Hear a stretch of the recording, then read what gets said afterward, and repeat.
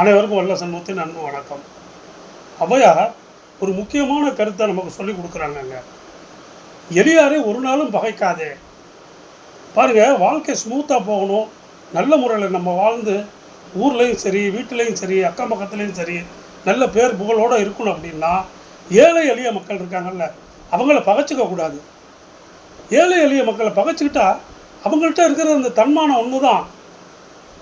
நீங்கள் அதை குத்தி காட்டுற மாதிரி போய் அதை பகையை வளர்த்தீங்கன்னா அவங்க இழக்கிறதுக்கு வேறு எதுவுமே இல்லை, தைரியமாக வந்து நின்றுடுவாங்க. நம்மளோட மான மரியாதை தான் போகும். எந்த லெவலுக்கும் அவங்க கீழே இறங்கிடுவாங்க எளியவர்கள். அதனால தான் ஔவையார் சொன்ன, எளியவரை போய் பகைச்சிக்காத, அவன் எதை வேணால் செய்வான். தரமான ஒரு சான்றவனாக இருக்கிறவன், அறிவாளியாக இருக்கிறவன், மேன்மக்களாக இருக்கிறவன், உயர்ந்தவனாக இருக்கிறவன் ஒரு லெவலுக்கு மேலே இறங்கி போக முடியுமா? தர்க்கத்துக்கே சொல்கிறேன். எப்பாப்பா அவங்க கூட நம்ம பேச முடியாதுப்பா, போப்பா எப்படியா அப்படி தானே போவாங்க.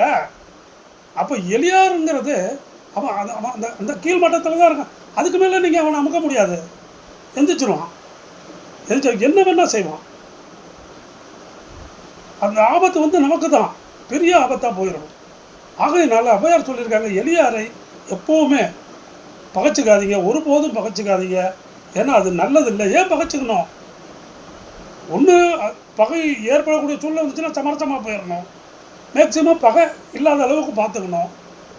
ஏற்படக்கூடிய சூழ்நிலை வந்துச்சுன்னா பேச்சுவார்த்தையில் முடிச்சுக்கணும். பகையை காட்டக்கூடாது. அது நம்மளுடைய பண்பையும் நம்மளுடைய அறிவு, ஒழுக்கம், சான்றாண்மை எல்லாத்தையும் கெடுத்துரும். அதனால தான் ஔவையார் சொல்லியிருக்காங்க, எளியவரை ஒரு நாளும் பகைத்து கொள்ள வேண்டாம். வணக்கம்.